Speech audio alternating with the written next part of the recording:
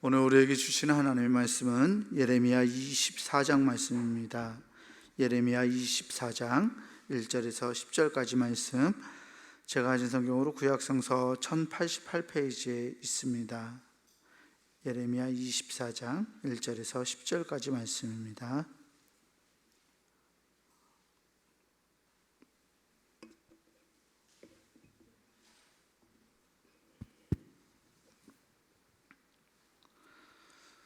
예레미야 24장 1절에서 10절까지 제가 이제 여러분들한테 나누어서 교독하겠습니다.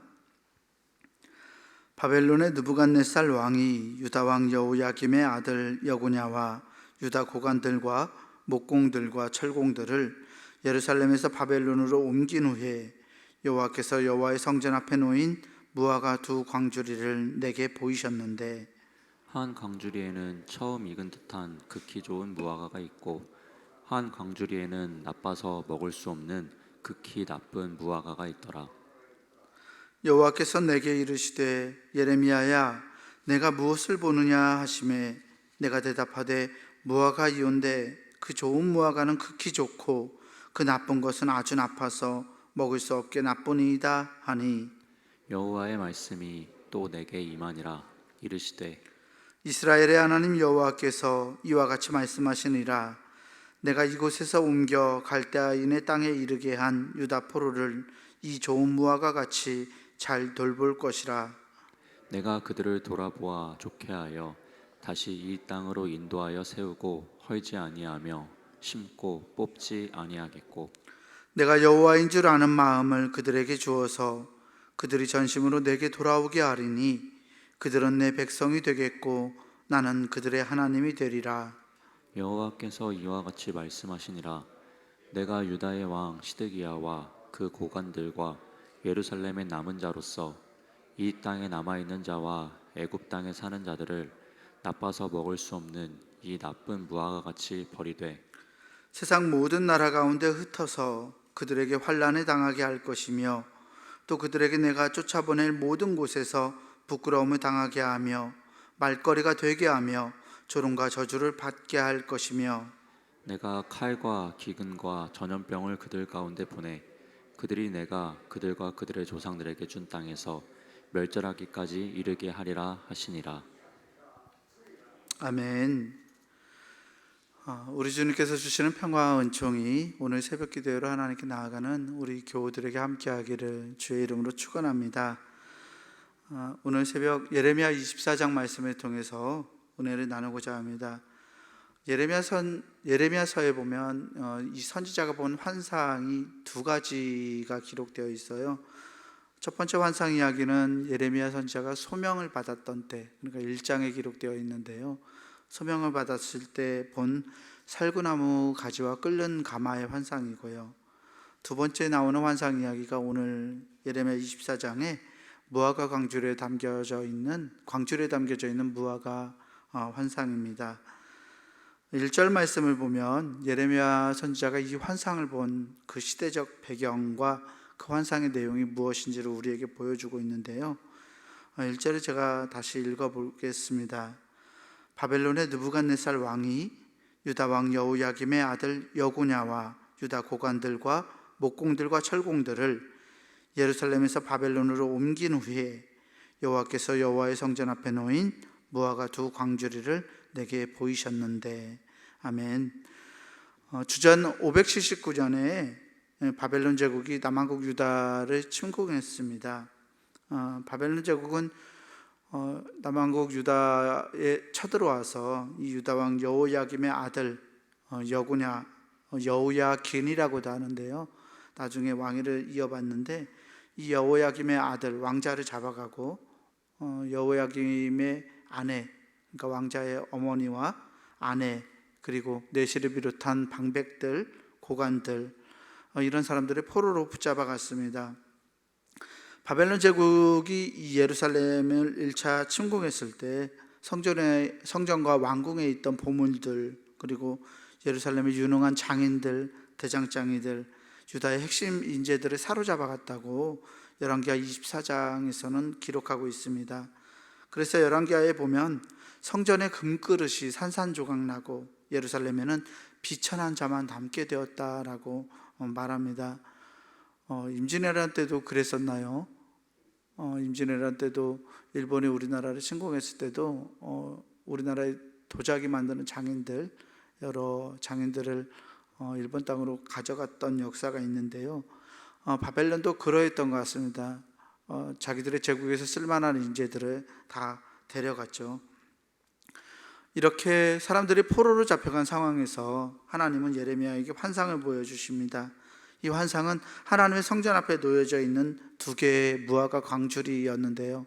한 광주리에는 매우 좋은 무화과가 있었고, 나머지 다른 광주리에는 너무 나빠서 먹을 수 없는 무화과가 담겨 있었습니다. 말씀해 보니까 좋은 무화과는 처음 익은 열매처럼 탐스럽고 보기 좋았지만, 나쁜 무화과는 상태가 좋지 않아서 나쁜 무화과가 담긴 광주리는 먹을 수 없는 무화과가 담겨 있었다라고 말씀은 이야기합니다. 이 내용을 이야기하고 하나님께서 예레미야에게 묻습니다. 예레미야야, 네가 무엇을 보느냐? 네가 지금 보고 있는 것이 무엇이냐라고 묻습니다. 그래서 예레미야가 이 환상의 내용에 대해서 하나님에게 설명을 하죠.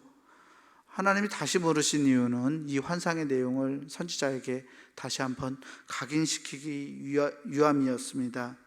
이제 하나님은 두 종류의 무화과가 가진 의미를 설명해 주시는데요. 5절 말씀에 보면 이렇습니다. 이스라엘의 하나님 여호와께서 이와 같이 말씀하시니라. 내가 이곳에서 옮겨 갈대아인의 땅에 이르게 한 유다 포로를 이 좋은 무화과 같이 잘 돌볼 것이라. 아멘. 하나님은 좋은 무화과가 당시 바벨론에 붙잡혀간 그 왕자, 그리고 고관들, 대장장이들, 그 포로들을 상징한다라고 말씀하십니다. 이 말씀을 들었던 당시, 이 예언을 들었던 당시 사람들은 매우 충격을 받았을 것입니다. 당시 예루살렘에 남아있던 사람들은요, 자기들의 어떤 자부심을 가지고 있었어요. 포로로 잡혀간 사람들이 하나님의 심판을 받은 거다. 저 사람들이 잘못해서 하나님이 죄인들을 바벨론 쪽으로 끌고 가셨다. 그런데 나를 하나님이 여기에 남게 하신 것은 나에게 하나님이 은혜를 주신 것이고, 내가 저들보다, 끌려간 사람들보다 더 의롭고 좋았기 때문에, 나은 사람이기 때문에 하나님이 나를 두셨다라고 그렇게 생각하고 있었습니다. 그런데 하나님께서 끌려간 사람들이 좋은 무화과 나무처럼, 무화과 열매처럼 끌려간 사람들을 하나님이 돌보시겠다고 말씀하시니까 이 예언을 들었던 사람들은 굉장히 충격이었을 것입니다. 또 에스겔 선지자의 환상에 나오는 가마 속의 고기 이야기를 보면 남아있는 자들이 훨씬 선한 자들임을 발견할 수 있기 때문에 그 사람들, 바벨론에 붙잡혀간 사람들에 비해서 자신들이 더 낫다고 우월함을 가지고 있었던 이 예루살렘의 남은 자들이 그런 생각을 할 수 있었던 이유들이 있었습니다. 하지만 하나님께서는 이들이 가지고 있는 것들이 잘못된 판단이라고 그들의 판단을 깨트리십니다. 오히려 붙잡혀간 이 포로들이, 사로잡혀간 사람들이 좋은 무화과라고 그들에게 말씀합니다. 왜 사로잡혀간 사람들이 좋은 무화과일까요? 왜 그럴까요? 하나님이 그들을 돌보아 주실 것이라고 말씀하셨기 때문입니다. 하나님이 그들을 이 땅으로 다시 인도해서 그들을 세우고 헐지 않으며 심고 뽑지 않겠다라고 말씀하시기 때문입니다. 또 7절에 보니까 하나님께서 내가 여호와인 줄 아는 마음을 그들에게 주어서 그들이 전심으로 나에게 돌아오게 하겠다라고 말씀합니다. 그래서 그들은 나의 백성이 되고 나는 그들의 하나님이 될 것이다. 하나님이 백성들과, 이스라엘 백성들과 언약을 맺으실 때 늘 하시는 말씀이시죠. 그들은 나의 백성이 되고 너는 나의 백성이 되고 나는 너의 하나님이 되겠다. 하나님께서는 이렇게 포로로 끌려간 사람들에게 은혜를 베푸셨는데요, 하나님이 그들이, 포로로 잡혀간 사람들이 뭔가 다른 사람들보다 나아서 또는 우월해서 그들이 조금 더 잘못을 저지르지 않아서가 아니라 하나님께서 그들을 좋게 보시겠다 하셨기 때문에 그들을 좋은 무화과로 비유하고 계시는 것입니다. 여기서 우리는 하나님의 지극한 사랑과 은혜를 돌아볼 수 있습니다.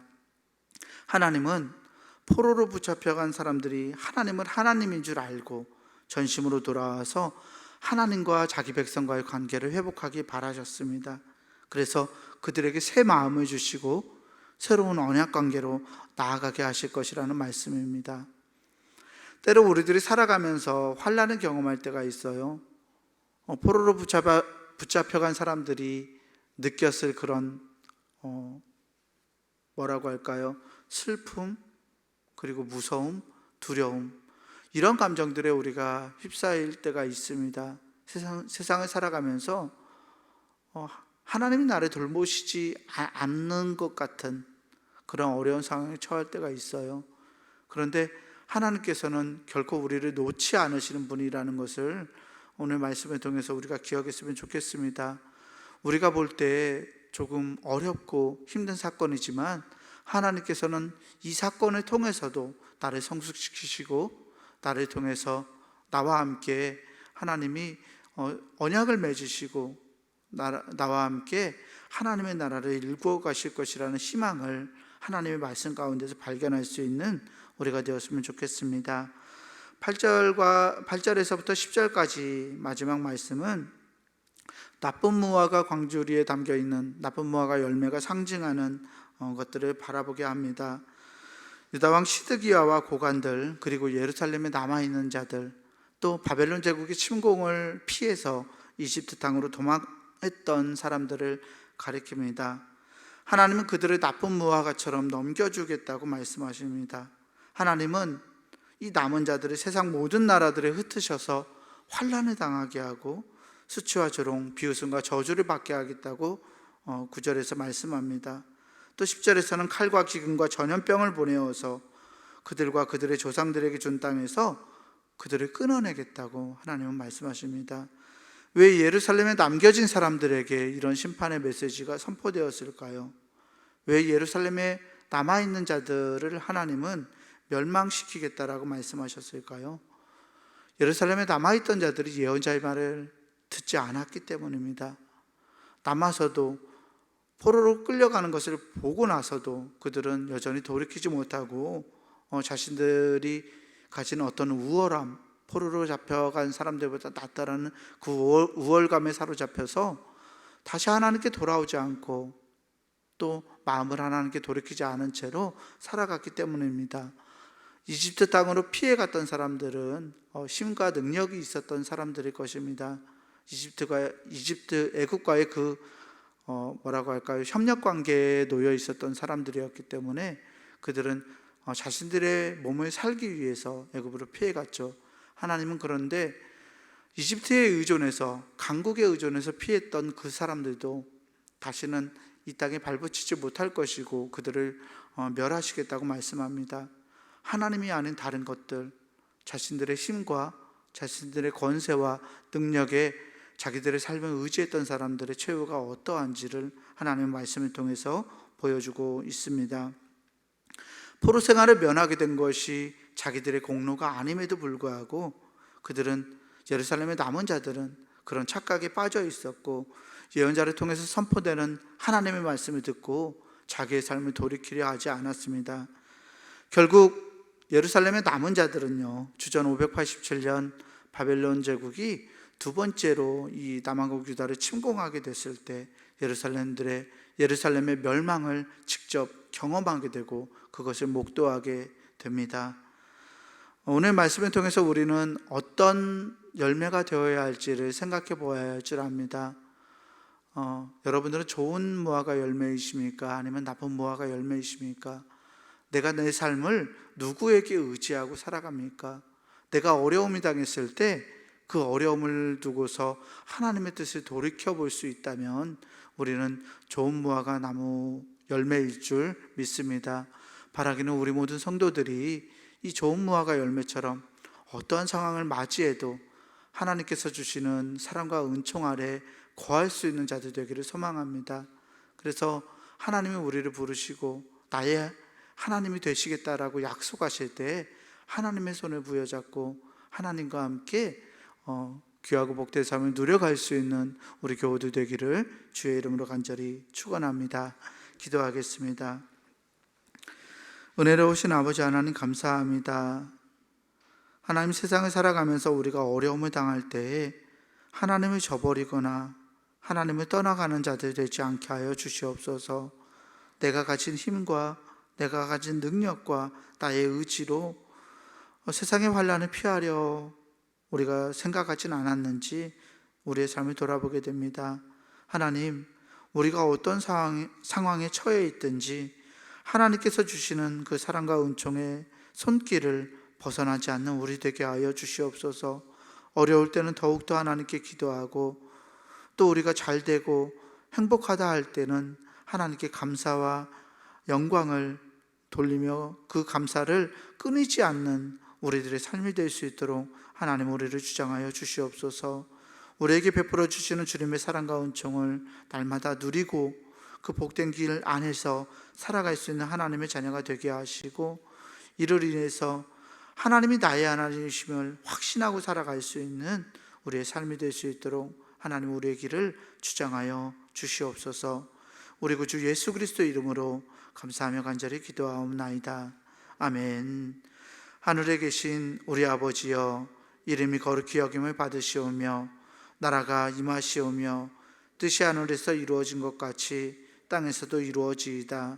오늘 우리에게 일용할 양식을 주시옵고, 우리가 우리에게 죄 지은 자를 사하여 준 것 같이 우리 죄를 사하여 주시옵고, 우리를 시험에 들게 하지 마시옵고 다만 악에서 구하시옵소서.